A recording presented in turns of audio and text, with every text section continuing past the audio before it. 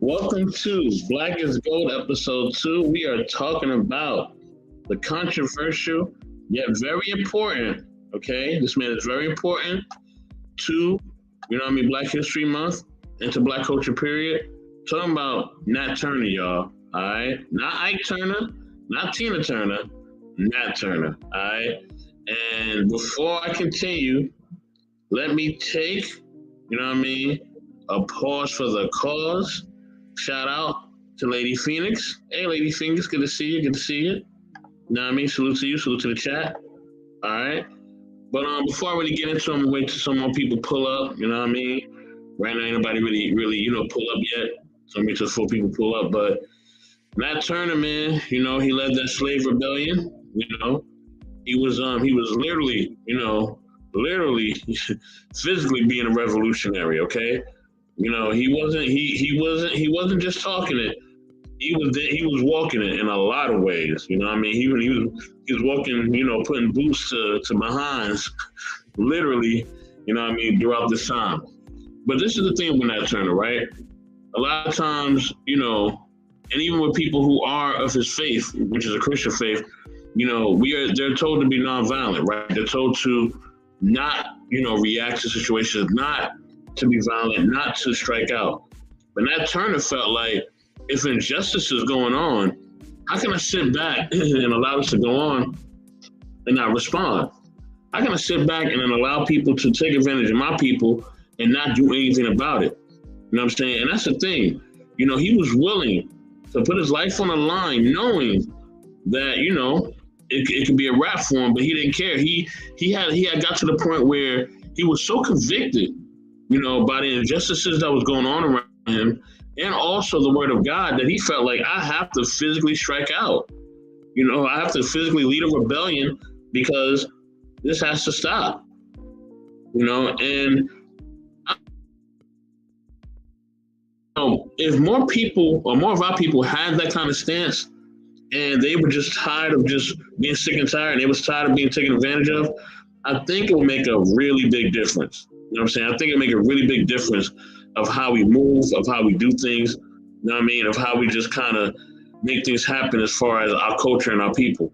Because here's the thing, Nat Turner didn't live in a time where, he had technology. He didn't live in a time where, he had access to, anything as far as, books or computers or anything like that. In fact, it was illegal for him to educate himself. And he was one of the privileged ones that was allowed to educate himself because, they seen him as basically a tool to keep the slaves in line, right? They was using his brother to keep, other people, of color in line. Can you imagine that? And I think that sometimes still goes on today, that we pick and choose, they cherry pick different people to put in front of us to control us, right? To make us buy certain things, to make us view certain things, to make us, look at certain things. So I think that's a big part of society still to this day. So I think with Nat Turner, I think he was an example first of what we see a lot of time in society, where, and let me give another cause for the pause. Shout out to the homie M3. M3 was good, baby. You know what I'm saying? I know M3 on the road driving, getting his drive on. Stay safe out there, brother.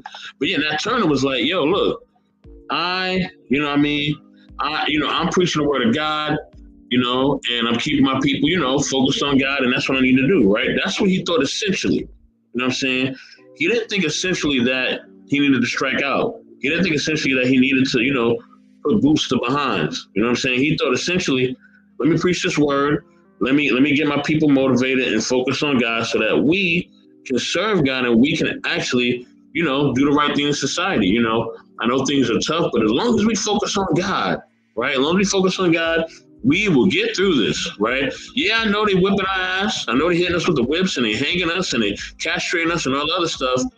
But, let us just stay in line, right? We're going to just stay in line with whatever, Master is showing us. Whatever Master is doing, we're just going to stay in line, right? So he didn't want, in the beginning, to basically be a radical, right? He was conforming to the system, theoretically, and physically and literally, he was conforming to the system. But I think he had a moment where he just woke up, man. He became woke, right? And once he became woke, he started waking up all right. You know what I mean? He started getting it in, and I think there were events in his life that made him change. There was events in his life that made him just say, you know what, this is not right. So then he became radical, right? And once he became radical, he started getting it in, you know what I mean? On a major level. He started really taking out the oppressor on a physical level. You know what I mean? No more talking. No more, just I'm preaching the word of God. No, like, I'm going to strike out because you're oppressing us. You know what I mean? You're treating us unfairly. You're treating us less than human. You don't even look at us as human. Look at us as less than human. So now I got to get busy out here. You know what I mean? So, and I think there's some of us who are like that, right? I know there's a black militia that's like that. It's somewhere in the South or the Midwest where they're armed up. And, if you strike out against them or you strike out against one of their members or you strike out against somebody in the community, they will take you down. You know what I mean? Physically. You know what I mean? They will start letting the gun go off. You know what I'm saying? You know what I mean? So, and, Nat Turner, even though he didn't have, that type of, firearm or that type of weaponry, he was getting it in. So my thing is that should more of us be, because we see a lot of us who are like what Nat Turner was in the beginning, right? Conforming, doing what we need to do. You know what I mean? Not really ruffling any feathers. We don't want no trouble. We don't want to bother anybody. We just want to go to work, make our money. You know what I'm saying? And not ruffle any feathers, right? We see those that are like that. But then you got the other side, right? And the other side is like, yo, look, I'm not putting up with this no more. If somebody come through this door, or somebody come through this town, or somebody start messing with our people, I'm on them. You know what I mean? If you strike out against my brother, you strike out against me, and I'm on you. You know what I mean? I'm not waiting for to get approval. I'm not waiting for you to do anything for me. I'm going in on you. You know what I mean? And I don't care what happens. I'm willing to suffer whatever penalty you bring because you already got me underneath the worst treatment. You know what I mean? Like I said, we were treated less than human. We was given scraps. We were hung. We was castrated. You know what I mean? Some of us burnt. You know what I mean? Some of us, they would chop off our limbs if we tried to escape. You know what I mean? So this is a hard time during this time, during slavery. You know what I mean? This wasn't what we see now where, somebody may pull you over and they may, rough you up a little bit. You know what I mean? Or somebody may say something racist or, they may spray paint the N-word on your home. No.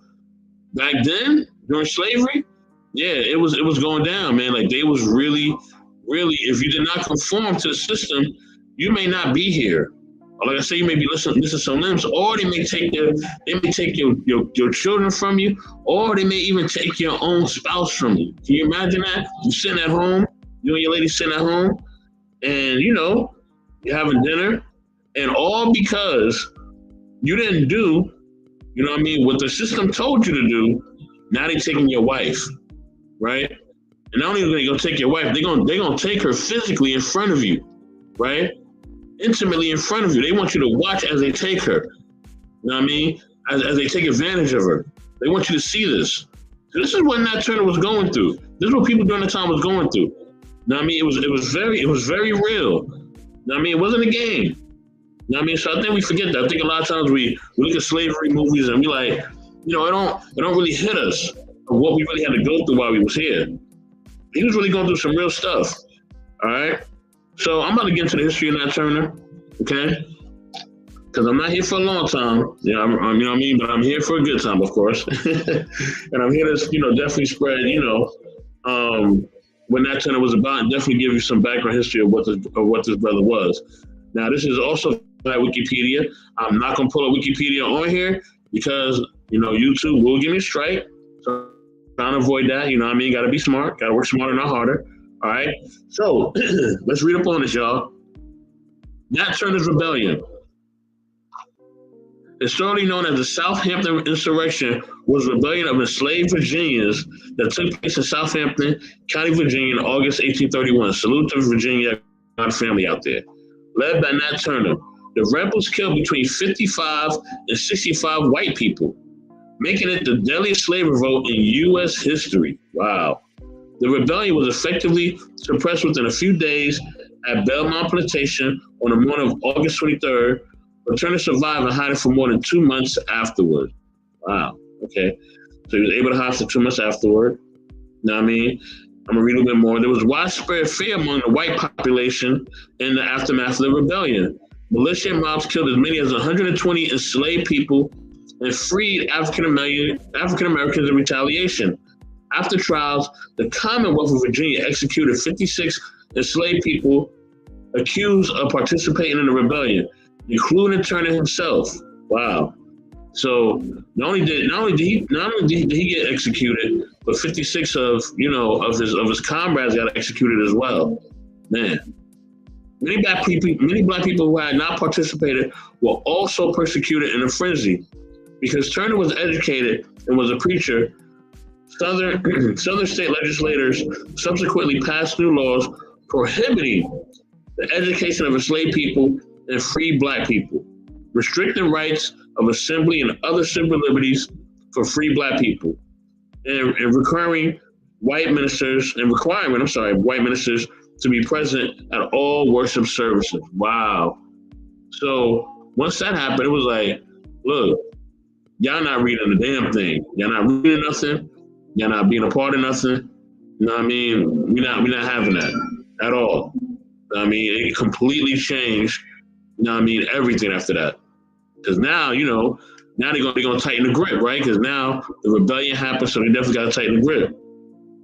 Lonnie Bunch, director of the National Museum of African American History and Culture, said the Nat Turner Rebellion is probably the most significant uprising in American history. Wow. So, as we see, right, he was willing to go that extra route, right? Want to go that extra mile, you know what I'm saying? He was willing to sacrifice everything, you know what I mean?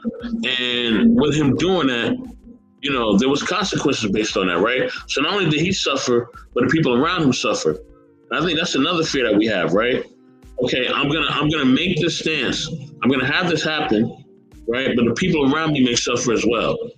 The people around me may have to endure some hardship, right? The people around me may have to go through some things. You know what I'm saying? So I'm gonna get more into Nat Turner's life. You know what I'm saying? So y'all can know, more of who he is and what he's been through. And this is via Wikipedia as well. So it says, Nat Turner, on October 2nd, 1800, through November 11th, 1831, was an enslaved African-American preacher who organized and led the 4-day rebellion of enslaved and free black people in Southampton County, Virginia, 1831. Turner was born into slavery in Southampton County, a rural plantation area with more black people than white. Wow. Turner knew little about the background of his father, who was believed to escape from slavery when Turner was a child. So his father was getting it in. You know what I mean? Let me take a pause for the cause as well. Salute to the homie Rush. Rush was good, baby. You know what I mean? And anybody feel free to come up. You know what it is. The link is pinned in the chat. You know what I mean? So, so his own father, you know what I'm saying, was already about that. So it was already in his genes. His father escaped slavery. So Nat Turner was just, he was following tradition. You know what I mean? That's all he was doing. And he didn't really know about the background of his father that much because his father escaped. And in the plantation that he was in, and this is how crazy, slavery was and how crazy the mind control of slavery was, that there was more black people than white, right?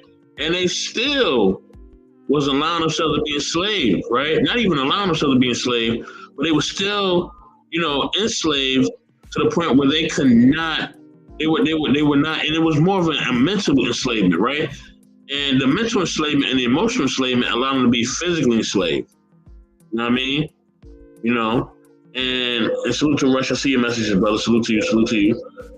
And due to the physical and due to the mental and emotional enslavement and the spiritual enslavement as well, right? Because they were using the Bible, they were using different things to spiritually enslave these people. Even though they outnumbered, the oppressor, they still did not fight back. They still was like, nah, I'm cool. I'm not getting down for the crown.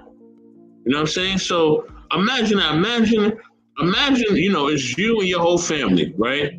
It's 10 of y'all, and it's two people, right? Just two people. And they are controlling the 10 of y'all. You know what I'm saying? They are controlling what you eat, what you see, what you read, what you watch, your time, when you go to bed, when you get up, when you work. You know what I'm saying? Everything. They control who you able to be with. They control how many kids you have. I mean, they even control your own children. They control your spouse.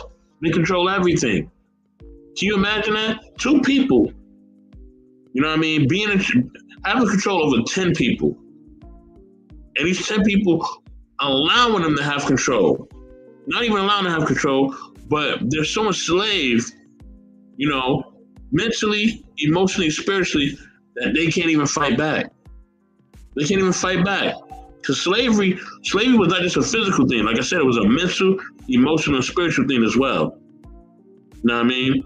And due to that, the 10 bowed down to the 2. You know what I mean? Let me take another pause for the cause. Give a shout out to my brother Truth. So I'm here, brother. Thank you for being here, Truth. You know what I'm saying? Truthful Thursdays is coming up. All right? On the Intellectual Soapbox very, very soon. All right? So y'all make sure y'all tune into that. You know what I mean? Truth will be exposing the truth as only he can do. All right? So be ready, y'all. Okay? You know what I'm saying? He got his own panel. He got his own topics. You know what I'm saying? I'm going to just be in the background here live. I might come up. But y'all get what I'm saying. It's gonna be his segment. So get ready for Truthful Thursdays, y'all. Coming very soon to Intellectual Soapbox, all right? So, with that being said, let me keep reading about Nat Turner, man. Give y'all some more information, give y'all some more, knowledge, wisdom, knowledge and relationship. So it's another channel as well. But it says Benjamin Turner, man who enslaved Nat and his family, called him an infant Nat in his records. He was known simply as Nat, but after the 1831 rebellion, he widely referred to as Nat Turner. When Benjamin Turner died in 1810, his son Samuel Turner inherited Nat as property under the laws of the time, which made slavery legal. Wow. Excuse me. So, hold on, y'all. Hold on. Let me take another pause for the cause. For the homie Wally. Also known as Wealth Talk Productions. Definitely check out Wally. Excuse me, y'all. On all social media platforms, including his own. I think he's also on JVJ Network as well. Seen him on there as well. Salute to them brothers over there, him, Marcus, JVJ, and the rest of them. But yeah, man. Salute to you, Wally. Good to see you, bro. Hold on.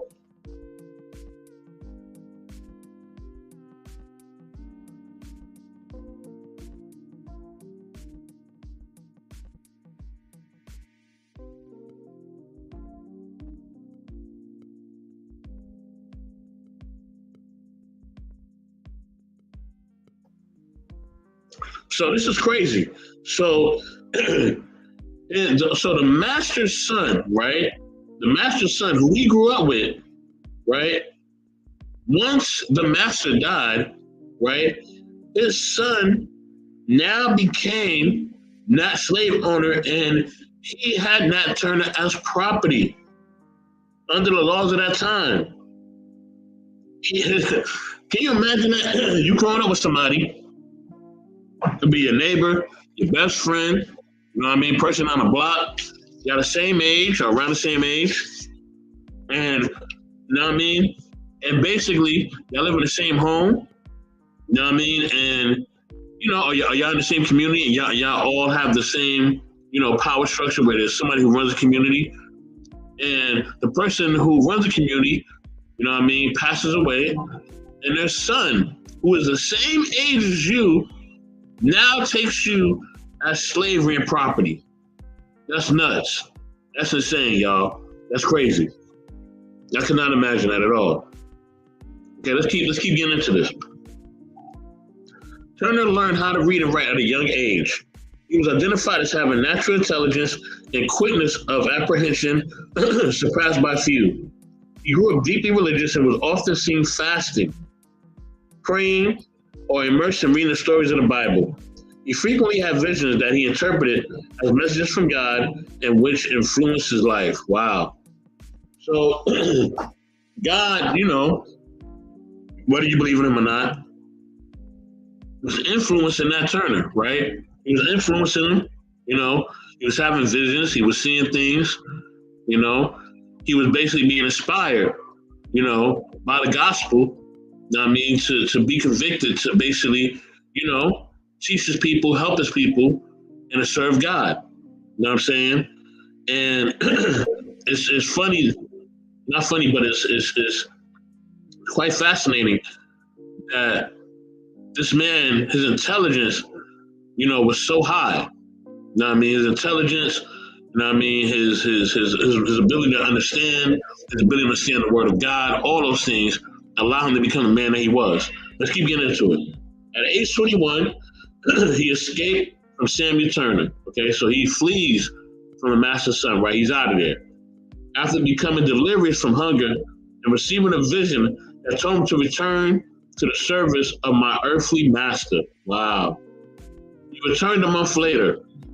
Turner married a slave woman named Cherry and had children. However, the family was separated after Samuel Turner's death in 1823. That was sold to Thomas More, and his wife and children were sold to Giles Reese. Wow. So, he comes back after having a vision from God. He escapes. He leaves, right? Gets away. And now he comes back to the master, right? Comes back to the plantation. Finds his woman. I remember I discussed this early in the live, right? Finds his woman, right? Marries her, has a whole family, everything going right.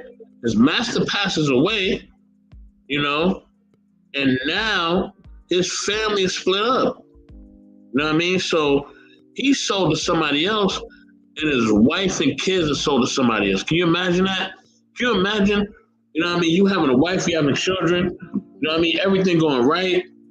The master passes away, and now somebody else steps in, and now they are basically separating you and your family. That's crazy, man. That had to be so painful for that to go through, because he had a family, man. He loved his kids. He loved his wife. And now they're being taken away because of the laws of that time. We complain about a lot of laws now, but can you imagine that type of law? That's crazy. I couldn't even imagine that. In 1824, he had a second vision while working in the fields for More. In it, the Savior was about to lay down a yoke he had borne for the sins of men, and the great day of judgment was at hand. Turner often conducted religious services, preaching the Bible to his fellow enslaved people who dubbed him the prophet. In addition to blacks, Turner garnered white followers such as Etheridge T. Brantley, whom Turner was credited with having convinced to cease from his wickedness. Wow. Okay, so, he gathered white followers as well. And not only is he gathering white followers, right? He's getting them to repent from the ways of wickedness, right? He's getting them to repent from their lifestyle of doing the wrong thing, of not serving God. So, man, Nat Turner is really powerful for a white person to listen to, a person of color back then, or a person of ethnic, background. That is big, because they wasn't listening to us. Okay, they was telling us what to do. They was telling us where to go, where to be, where to eat, where to sleep, all that. So for them to listen to us, that's deep. By the spring of 1828, Turner was convinced that he was ordained for some great purpose in the hands of the Almighty. He heard a loud noise in the heavens while working in Mooresfield on May 12th, and the Spirit instantly appeared to me and said the serpent was loosened, and Christ had laid down a yoke he had borne for the sins of men, and that I should take it on and fight against the serpent. For the time was fast approaching when the first should be last and the last should be first. Historian and theologian Joseph Rios later wrote, in connecting the vision to the motivation for his rebellion, Turner makes it clear that he sees himself as participating in a confrontation between God's kingdom and the anti-kingdom that characterizes social historical context. Wow. So now he's given another vision to now, he's starting to wake up. He's starting to wake up. He's starting to see, look, I got to rebel. I cannot be. And it already happened once, because remember, he was already him rebellion, and him wanted to, move forward, and him wanted to basically do something different. That was already, the seed was already planted already. Remember, he escaped in 1824, right? No, not 1824, I'm sorry. He escaped at the age of 21, right? So he escaped at the age of 21, came back, right? Because he felt like, man, I'm wrong. This is not what God wants me to do. I need to serve, I need to serve God. I need to not rebel. God wants me to be here. So he comes back, and now, it's really starting to kick in. Now he's starting to see, hey, I can't allow this to happen no more. Let me take another pause for the cause, for the homie. Kings and Dreams. Kings and Dreams, what up, baby? What up? You know what I mean? Definitely, man, like and subscribe to Kings and Dreams. All right, Kings and Dreams will be on Knowledge and Relationships later on today. All right, so listen, y'all. Tune in this evening. Okay? They're going to talk about passport bros, okay? While women are upset, I'm going to be there with my popcorn, all right? I'm not really going to say much in this conversation. I think I've said enough. So I'm not talking about now with passport bros. I'm just going to be sitting back laughing and just seeing how people react. You know what I mean? That's really what I'm going to be doing, honestly. You know what I'm saying? And if I do comment on something, it'll probably be minute. You know what I mean? And hopefully I ain't got to kick nobody out today. Hopefully I ain't got to block nobody or time nobody out or nothing like that. So please, y'all, please be well behaved. If you don't like passport brothers, it is what it is. If you love them, it is what it is. I don't really care. Okay. If you don't have a passport, you should get one. Or if you have one before, you should renew one. I got to renew mine actually. I used to have a passport. I got to renew mine I think I lost it about a year ago. Where I got to get it renewed. But yeah, it's gonna be about passport bros and Knowledge Relationships, y'all. Check it out. All right, that'll be this evening, 6 p.m. Okay, Pacific Standard Time. If you don't know what Pacific Standard Time is, look it up. You got Google. All right. So, and that's Central Time has a different time zone. So I think they're 2 hours later. Eastern Time has a different time zone than 3 hours later. Okay. So whatever time zone, is 6 p.m. Pacific Standard Time for your time zone. Look it up. Check it out. All right. You know what I mean? And that's that. But yeah, definitely tune in Knowledge Relationships later on this evening, y'all. Be about passport bros. Salute the Kings and Dreams. So, in 1830, Joseph Travis purchased Turner. Turner later recalled that he was a kind master who had placed a great confidence in him. Okay. So now he finds somebody who's actually, a cool master. He ain't tripping. You know what I mean? So let's keep getting into this. After the rebellion, a reward notice described him as 5 feet 6 or 8 inches, right, high, weighted between 150 and 160 pounds, rather bright, light color, complexion, but not a mulatto. Broad shoulders, larger, flat nose, large eyes, broad, flat feet, rather knock-kneed, walks brisk and active. Hair on the top of the heavy, very thin, no beard except on the upper lip and the top of the chin, a scar on one of his temples, also one on the back of his neck, a large knot on one of the bones of his right arm near the wrist, produced by a blow. Turner spent his entire life in a Southampton county. So let me bring up my brother, from the Labuto Network, the homie Rush. Rush, what up, baby? Yo, what's good? Salute. Salute, man. Salute. You know what I mean? We get into this Nat Turner thing, baby. You know what I'm saying? And you know about Nat Turner, you know what I mean? At least I think you do. Yeah, I know about Nat Turner, man. He definitely put in that work, body a lot of slave owners, you He's putting in that work physically, baby. You know what I mean? You tried to talk to him at first. He tried the words, right? He tried the words. Wasn't working. So he said, yo, it's got to turn up the heat now. Now we're going to go from the frying pan into the fire. You know what I'm saying? So what do you think about Nat Turner, man? What do you think about just him rebellion, him, just his journey and what he means to, Black culture and things of that nature. What do you think about Nat Turner, brother? I think he's an amazing individual, man. You know what I mean?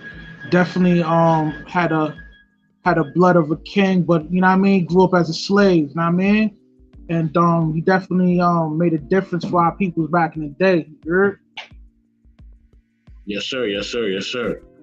You know what I mean? But let me get into a few more things in his story, man, because I gotta read these things because, man, they are pivotal. They are so pivotal. All right. So also I see some more people in the check-in. Pause for the cause for Havershire Media Group. You know what I mean? Salute to Havershire Media Group. I think they also going live later on today. All right, so check them out. Mr. He Said, Mr. She Said, they are super dope. Follow them on all social medias. They have the Havershire Media Group channel, and they got their own separate channels as well. All right, Mr. He Said and Mr. She Said. All right. You know what I mean? They have I think it's called Cerebral Saturdays with Mr. He Said, right? And Shame Sundays with Mr. She Said. I think I got it down pat. That's like I do have it down pat. That is what the content is. You know what I'm saying? So yeah, check them out, man. That's definitely family. So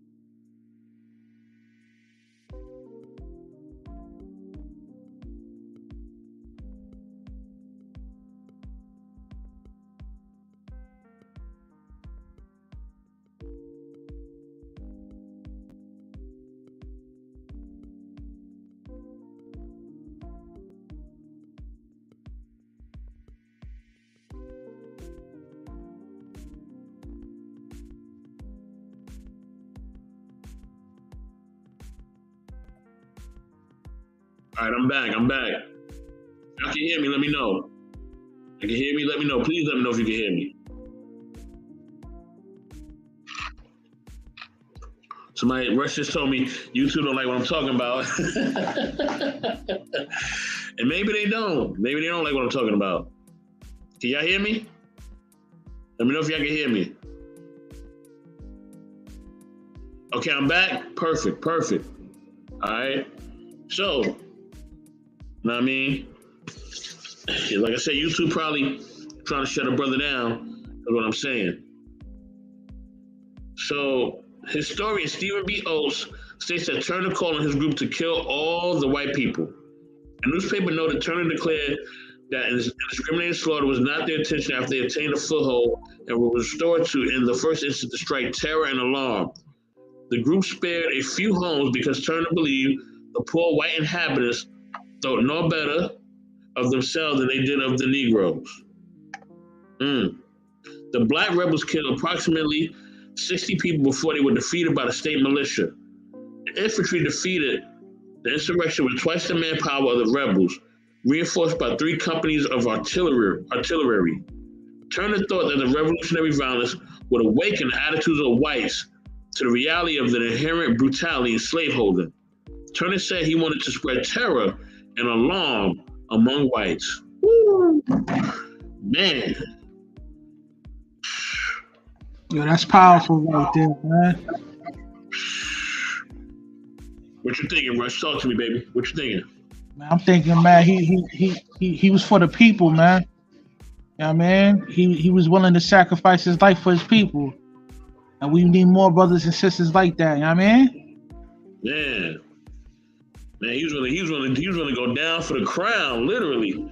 Right. Literally go down for the crown. He wasn't worried about women not being submissive. He wasn't worried about no passport shit. He was like, look, I'm tired of this BS.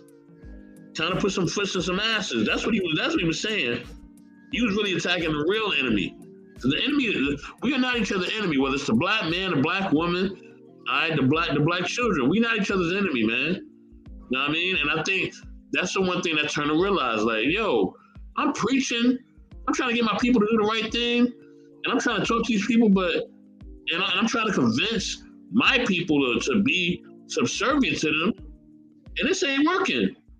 So it's time to get it going. You know what I'm saying? So let me get it. Go ahead, Rush. I'm sorry. Go ahead, bro. No. Keep going. Nah, that wasn't me. I'm at work, so there's gonna be people around me and shit. Know what I mean? It's all good. It's all good. Wally says, "You sure?" I don't know what that means, Wally, but let me know what that means. So now we're gonna get into the capture, the trial, and the execution. All right. Turner eluded capture for 6 weeks, but remained in Southampton County. On October 30th, a farmer named Benjamin Phipps discovered Turner hiding in a depression in the earth, created by a large fallen tree covered with fence rails. This is referred to locally as Nat Turner's Cave, although it was not a natural cave. Okay, he had an unnatural cave, all right? While the waiting trial, Turner confessed his knowledge of the rebellion to attorney Thomas Ruffin Gray. Okay, so he was like, yo, I did it, so it is what it is. In the aftermath of the rebellion, dozens of suspected rebels were tried in courts called specifically to hear the cases against the enslaved people. Turner was tried on November 5th, 1831 for conspiring to rebel and make an insurrection, and was convicted and sentenced to death. Asked if he regretted what he has done, he responded, was Christ not crucified? Turner was hanged on November 11th, 1831 in the county seat of Jerusalem, Virginia, now Cortland. Wow. According to some sources, he was beheaded as an example to frighten other would-be rebels. Damn. Most of the trials of Turner's alleged co-conspirators, not co-conspirators, but conspirators took place in Southampton County, but some were held in neighboring Sussex County or other nearby counties. During the trial, most enslaved people were found guilty. Only 15 were acquitted. Of the 30 convicted, 18 were hanged, while 12 were sold out of state. Of the 5 free blacks tried for participation in insurrection, 1 was hanged while the others were acquitted. Wow. Oh, man. Wow.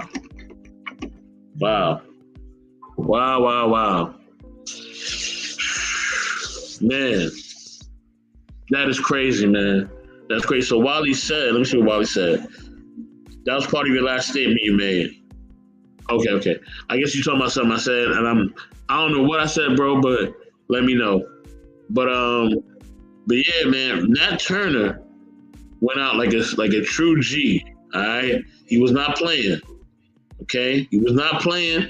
He did all the talking. He did all the, hey, look, we trying to do all the kumbaya stuff. He was reading. Heck, he was even helping other white people turn to God. All right? He was helping them to find God. You know what I mean? And he still could not get people to act right. You know what I mean? So he was like, yo, I'm getting these visions. It's telling me to go ham. I'm going ham. You know what I mean? And that's the thing. Once you try all you can to really work with somebody, you try all you can to be peaceful. You try all you can to talk. You try all you can to be civil. Man, sometimes you just got to go in. Yeah, I mean, some people are meant to just be disagreeable, man. They like to go against the grain. You know what I mean? Even if their conscience is telling them they do the wrong thing, I mean, they're still gonna go against the grain and be wicked. You know what I mean? Wow. So I got a question for you first before we get out of there. I'm gonna give you a question. I'm gonna answer the question, and I'm gonna get last statement because that hour coming up real quick. So my question to you, bro, was there a time, whether it was a person or situation, when you tried to be civil, you tried everything you could. Know what I mean? Rush wasn't trying to rush on the situation. You was trying to chill, right? You was trying to chill, bro, right? But this situation, whether it was a job or whatever, or this person, man, you just had to let it go. You had to let loose. You know what I mean? Do you have a story like that, brother? Of course, but I ain't gonna talk about it on YouTube, nigga. But what you could talk about? I mean, sometimes niggas be wilding. You put in that pain, but I'm an old head, so I can't be moving like that no more, man. You know what I mean? But when I was young, I mean, put in that pain, yeah. Man, what about like a job or like a career opportunity or like just well, I mean, when it comes to job shit, you got to be strategic with it. You know what I mean? Like, you can't react off. You can't be emotional when you dealing with work beef. There's always work beef, man. Know what I mean? And you just gotta be strategic and use certain individuals as pawns, and always walk through the fine lines. You know what I mean? Because when you're not doing right, man, that gives your adversary ammo to fuck you over. You're. That's a fact. That is a fact. Oh man. So for myself, I would say, there have been plenty of situations where I tried my best to be civil, whether it was a workplace or another person. And, what I learned is that the faster that I completely, express the things I need to express, whether it's verbal, unfortunately, maybe physical, whatever I need to express. Once I express that and I push myself away from the situation and I don't allow that energy no more to be around me, man, I feel so much better. But the times I'm trying to be so civil and I'm trying to compromise and I'm like, nah, man, let me not be so mean. Let me not be an asshole. Let me try to work with this person. Every time I try to do that, it always mostly goes left. I can only say maybe there's a few times where it actually really worked out. And that's a very few. I can count that shit on my hand, right? But when I feel an inclination to wild out and I wild, or I completely, get busy, you know what I mean? And whatever stuff I need to get busy on. Well, was it a corporate gig or a regular gig? Because sometimes, the white niggas, they put you in a position where they want you to react like a nigga, you know what I mean? That's what I'm saying though, bro. It was one time where I was working in this workspace for this company, and they started making fun of Dr. King's Holiday right in front of me, and they started laughing and looking at me like I'm going to react. I didn't react. I got up. After I finished my meal, I got up and I continued my day, finished my my responsibilities for that day, and I went home. And when I went home, I said, I did cry. Because it was painful because I wanted to whoop some ass, but I couldn't. Yeah, couldn't because you got responsibilities, nigga. As a man, you can't run around just reacting just because a nigga wilding, because that shit gonna cost you time and money.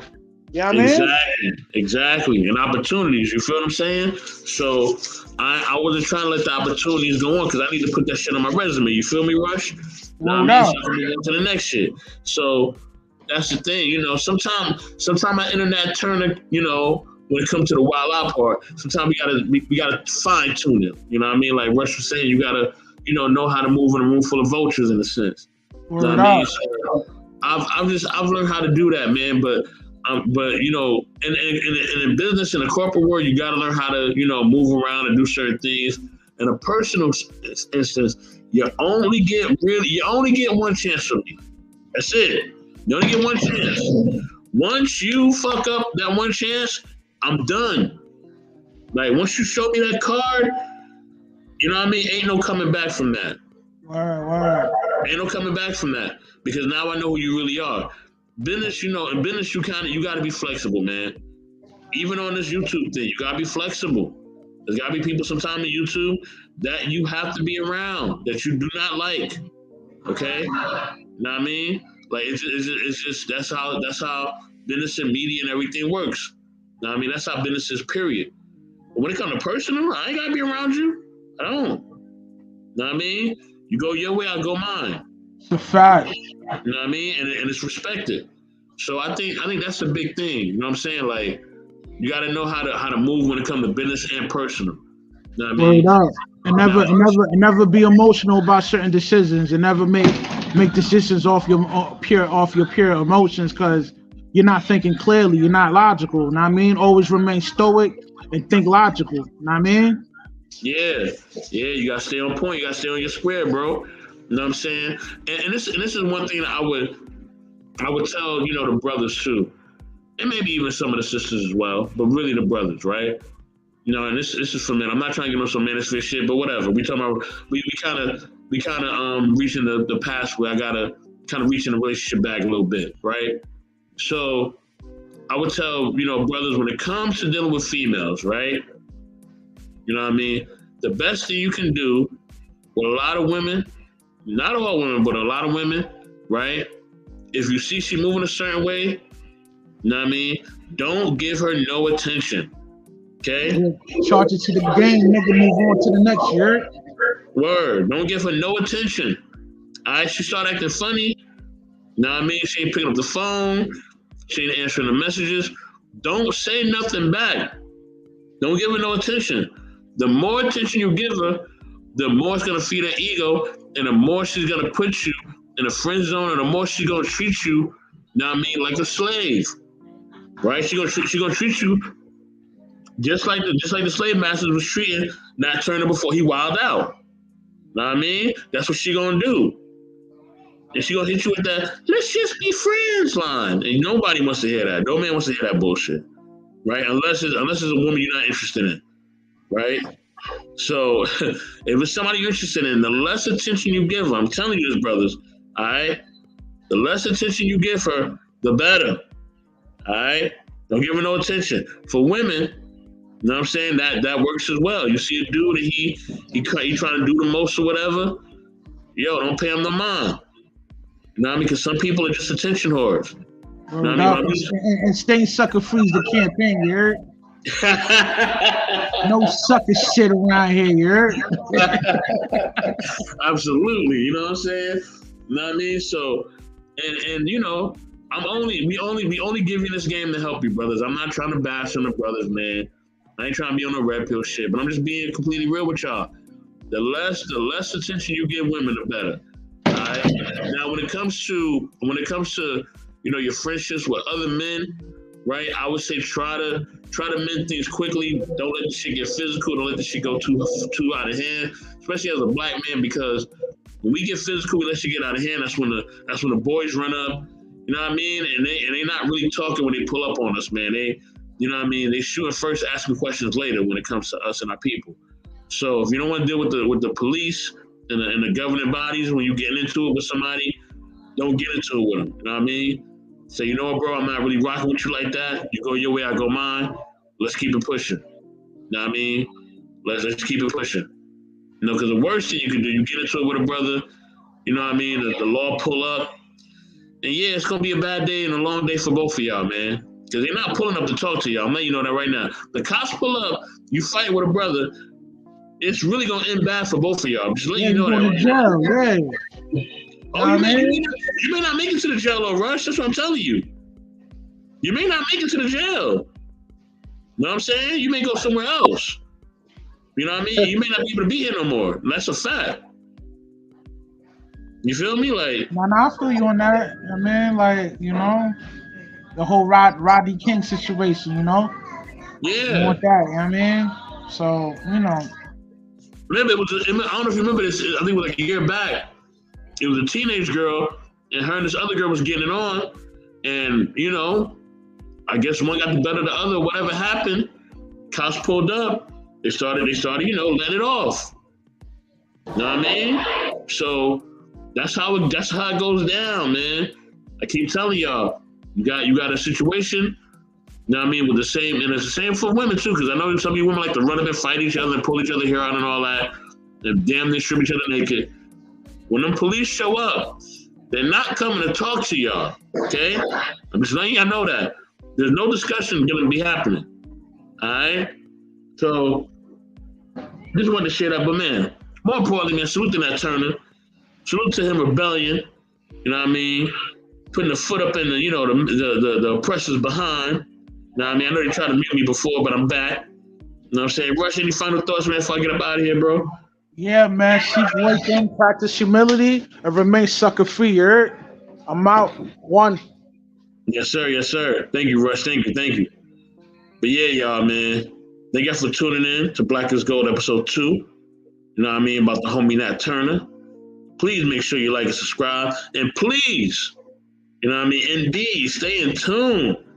All right? Later on this evening to Knowledge and Relationships. All right? You know what I mean? Make sure you check that. Oh! Damn. Before I get to go, man, here come the homie M3. You know what I'm saying? Know what I mean?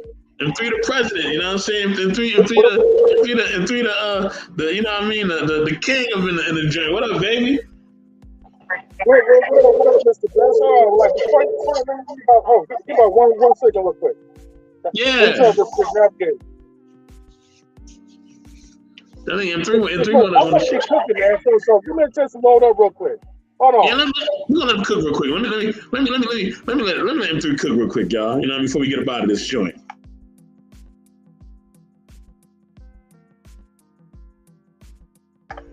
Definitely salute to M3, man. Salute to M3. You know what I mean? You know what I'm saying? Salute to M3. No. But yeah, man. All right, let me make sure my Bluetooth is connected. Yeah, you clear. You good and clear, baby. Go ahead and cook. Go ahead and cook. Okay. There's no echo on my end, is it? No, it's not. You good. All right. Let me get to rub my hands a little bit. There we go. I'm about to be on fire on this one. Yeah, okay. Salutes to the hero, the number one hero. Okay, Nat Turner. All right. If I was home right now, I would be playing all my sound effects for this brother. Right. I'll be playing the organ sound effects. You know, the salute the horn sound effects. You know what? That man is a legend. Okay, straight up. All right. He did something that I would have done if I was in that time. Look, man. I'm not afraid of those type of people. All right, look, I know, you know, we are on a colonizer's platform, so, you know, I'm going to tread lightly. You know what I mean? Especially when there's cameras around. But anyways, look, point blank period is, I'm glad that he did what he did. You know, like, I'm glad that he round up people like us. You know what I mean? Inspired people like us to not be like no punks. You know what I mean? And that's the problem. See, I know you guys. Turn this off real quick. Look, I know you modern guys, right, are going to hate me for saying this, right? But see, the thing is, the reason why you guys got so much aggression, okay, against your own people, our people, is because you didn't have the balls that Nat Turner had. You don't have the guts that he has. You don't have the bravery. You guys are some cowards, man. Straight up.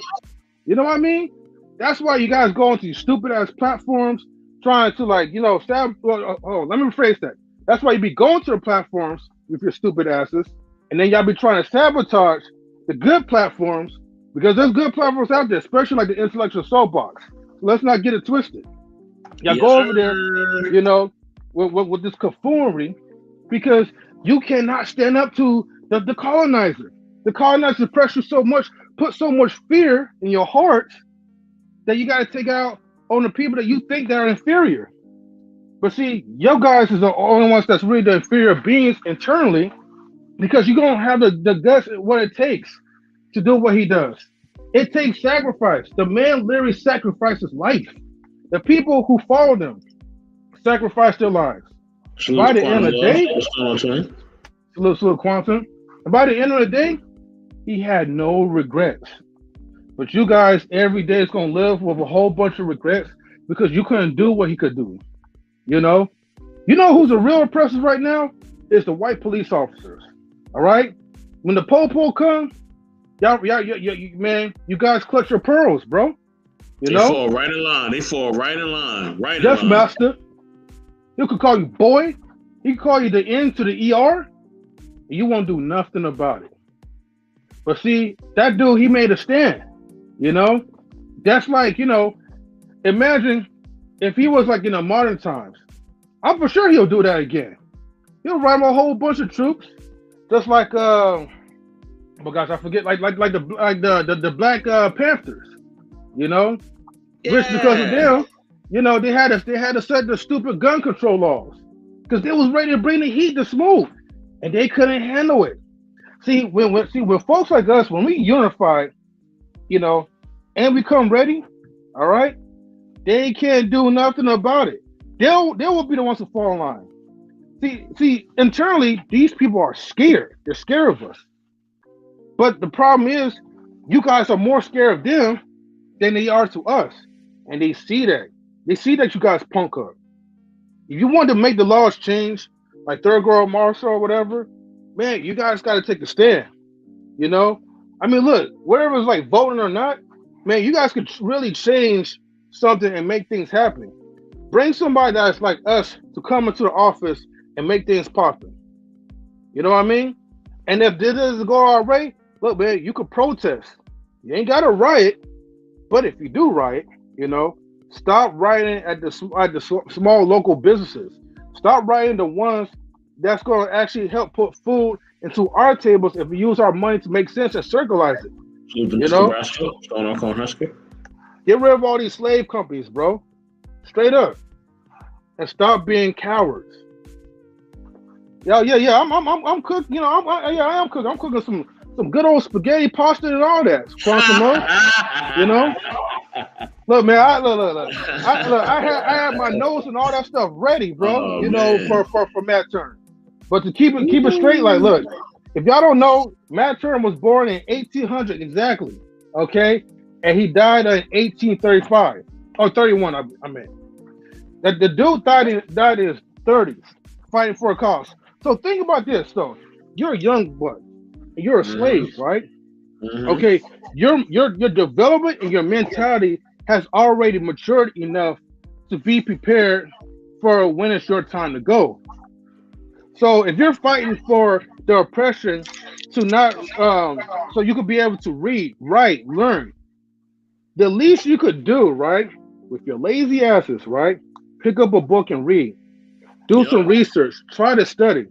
Look. I know I don't read like a lot of books or what. I don't read like a lot of like hard copies or whatever. But whatever I could find that catch my interest, I try to do that. You know, I'm about to try to get like a secondary tool so then that way I can read on the go or listen on the go while I'm driving. But the point is, though, you know, pick up something to educate yourself. You know, and it don't have to be history. It could just be something that's going to at least make y'all smarter. That's going to at least help you guys to make some money. That's going to at least put you in a corporate position where maybe one day you guys could be your own businessman. And maybe like a boss chick too, because I know you ladies would love to hear that too. So let me go ahead and throw that in your ear. Overall, you know, respect your history, man. You know, that's the most important too, so you can know who you are. And don't let the colonizer teach you about your history because they don't know shit. You know? All they know how to do is to remix and stir up shit. That's all I gotta say. I don't even care if the cameras on me. M3 cooking today, baby. That's what I'm talking about. I got a question, M3. So in your life, right, before we close out, right, in your life, did you have to have a Nat Turner moment, right? Whether it came to a person or at a job or whatever, did you have to have a moment where you say, man, I'm wild. I tried everything. I tried to be peaceful. I tried to talk to y'all. I tried everything, but y'all not hearing me. So now I got to wild out. Have you had to have a Nat Turner moment in your life? You know, I don't think like in the corporate world, because everybody knows how crazy I am and how I can snap. But I would say like at least like, you know, in the religious organization. Oh yeah, I think I have like, you know, had plenty of those moments. But you know, people are some sissies anyway. They're wusses. And the women, like, you know, they fall in line with the leaders over the husbands. So you can only do so much for your own self and for the crew that's around you. So yeah, I would say the close thing was like, you know, the church or whatever. Mr. Nebraska, is M3 crazy? Dang, I don't know, Cornhusker. We know you crazy, Cornhusker. We know that. You know what I mean? Well, she be capping, corn capping. She be capping though too. Yeah, she definitely be capping hard body. Definitely be capping hard body. You know what I'm saying? So okay, so what about? And my last question: what about in relationships, right? Especially when it comes to women, right? You know what I mean? I'm not even focused on men because I kind of got into that already. With women, was there a moment where you said, "I tried everything with this woman, you know, but now I gotta give her a Nat Turner. I gotta give her the Heisman, right? I gotta push it to the side. You know what I mean? I gotta say, peace out, shorty." I mean, all right, you know, forgive me for the ones who's watching me on camera or whatever, but you know, sometimes, man, bitches don't listen. Okay, yeah, and I said it. So if I get called in the office for it, you know, they'll know why. But look, on the real, they don't listen, and when you try to be nice to them, it just doesn't work. So you know, I have my moments where I'm like, okay, you know what? I don't want to get all like red pill or, you know, like sound like get confused with me being misogynistic, because actually, you know, I love women. I love to hang out with them. They're like my joy. I'm married to one, of course, but you know, sometimes, man, like, you know, you gotta put your foot up in their necks, man, because they don't listen and they be trying to bug up at you, not physically, you know, metaphorically. So, man, you can't be nice to them, you know? There's like a limit of everything. And if I do something kind, look, you only get a kindness like maybe once a month. Salute, Mr. Brian. That's about it. You know? And it depends on who you are too. Now, if your personality is like, hey, you're a kind, gentle soul, whatever, and you're not like a fake pick me girl, like some people in the space, then you know, I'll rest in my masculinity and actually, like, you know, do a little bit more, go a little bit more and beyond. But you know, knowing y'all can't last like for too long. Like y'all gotta say something. It's in your DNA. So that's part of nature, man. For me to be a hole once in a while. Man. Especially love it anyway. Mr. Nebraska said not once a month, man. You know what I mean? And Cornhusker, come up here if you want, girl. Come up if you want, girl. I got like a good 10 minutes. You know what I mean? You know, before I have to roll out. Look. Miss Nebraska, she loved what I said anyway. So you know, right now behind the camera, Miss Nebraska is smiling right now. You know what I mean? Because she know the truth. You know, quantum love, right? You know, she can't help herself, like the egg plants and all that. She knows. And salute to Lola. What's going on? Big Rich. You know what I mean? You know, salute to the family, man. See everybody checking in on the check-in before I close down shop. But yeah, like, you know, a lot of times, you know, unfortunately, we gotta have Nat Turner moments, man. Yeah, salute to Mr. Brian as well. You know what I mean? We gotta have Nat Turner moments, man. We don't want to. We don't mean to, but sometimes we gotta go down for the crown. You know what I'm saying? Let me put my timer up. I'm gonna give y'all a timer if y'all want to come through, because the best in the world do got something to do. Okay, I got something to do. Y'all I got stuff to do in the house, and you know, gotta prepare for the live. Give y'all 5 minutes because you know I'm respectful. know what I mean? But the end of 5 minutes, M3, any closing statements, M3, any closing statements, you know what I mean, about Nat Turner, about our people and all that, you know what I'm saying? Any closing statements, brother? If anything, man, like, stand up for what you believe in. There are professional ways of how to stand up for yourself, so you don't have to. It doesn't take genocide to do that, but you could do something in a way where you demand respect, basically, and still give respect back to those people who are very ignorant. So, don't forget to promote the show tonight too, brother. Don't forget. My bad. I'm sorry.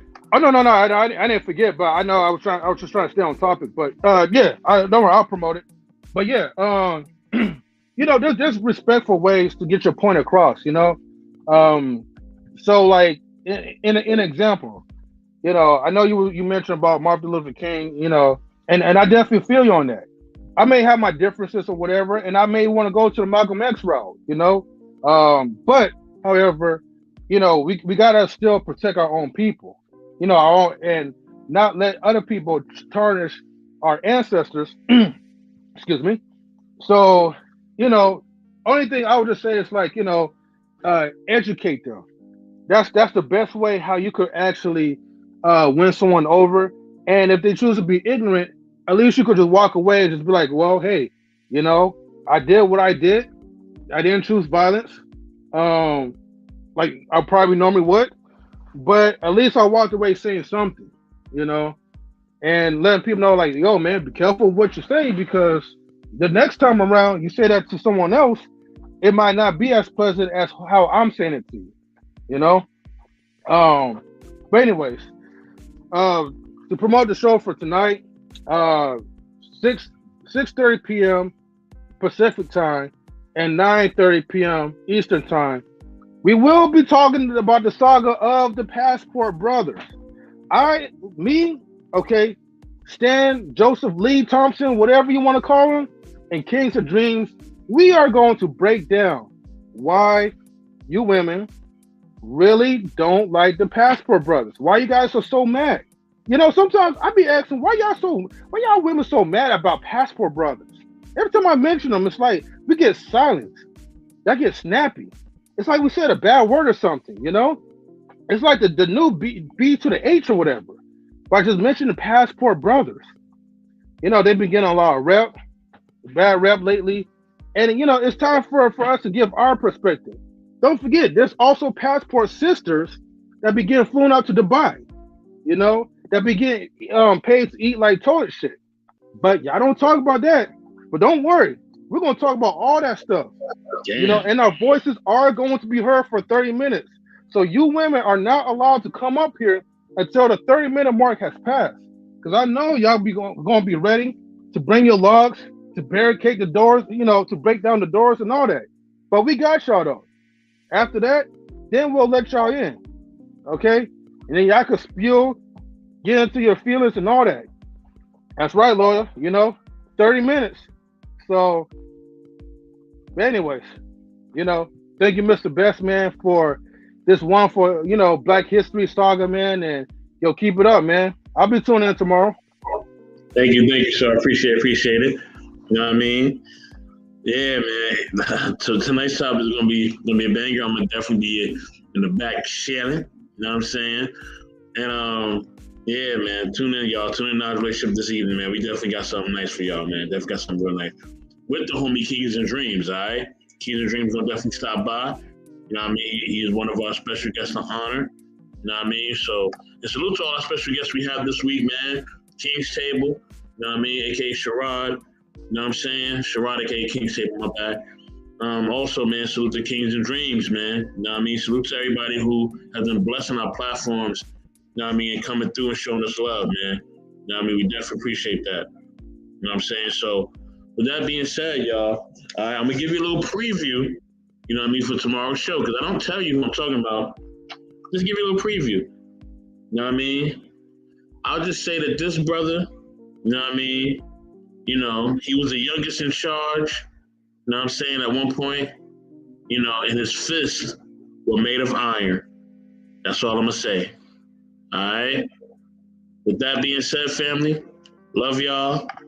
Thank y'all for tuning in. Know what I mean? To the Intellectual Soapbox. Black is Gold, episode 2. The homie Nat Turner. You know what I'm saying? And as always, y'all, know what I mean? As a great QB would say, please be intentional. With that, we are out.